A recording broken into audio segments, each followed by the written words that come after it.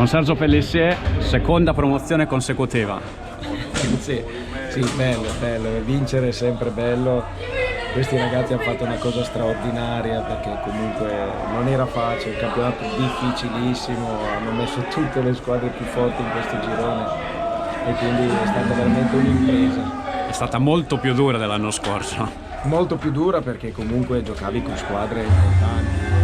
Tutti quelli che hanno fatto l'eccellenza negli anni precedenti hanno detto che questo era veramente un campionato complicato e duro e quindi la vittoria fatta così, che comunque siamo arrivati dominando agli ultimi 2 mesi, è veramente ancora più piacevole. Tra l'altro l'Ambrosiano non ha mollato fino all'ultimo. Ma no, non ha mollato l'Ambrosiano, non ha mollato la Rocca, non ha mollato il Plateo, il Bassano, l'Eurocassola.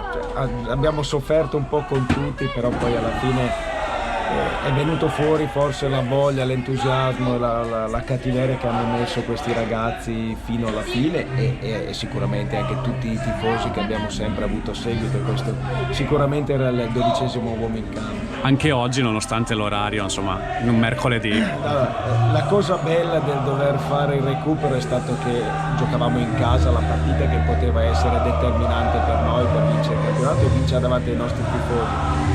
E non credevo che venissero così tante persone, quindi è stato bello. Hanno creduto dall'inizio, tutti quelli che c'erano adesso c'erano anche l'anno scorso. Questo mi riempie il cuore perché vuol dire che le persone credono in qualche progetto, se vedono che le persone che portano avanti quel progetto ci tengono particolarmente. Con i tempi ci siamo, una promozione all'anno si arriva presto. E magari fosse sempre così. Adesso affrontiamo una categoria difficilissima, una categoria dove non contano i soldi, conta avere fortuna, bravura e riuscire a portare a termine un campionato nel migliore modo. Abbiamo visto poi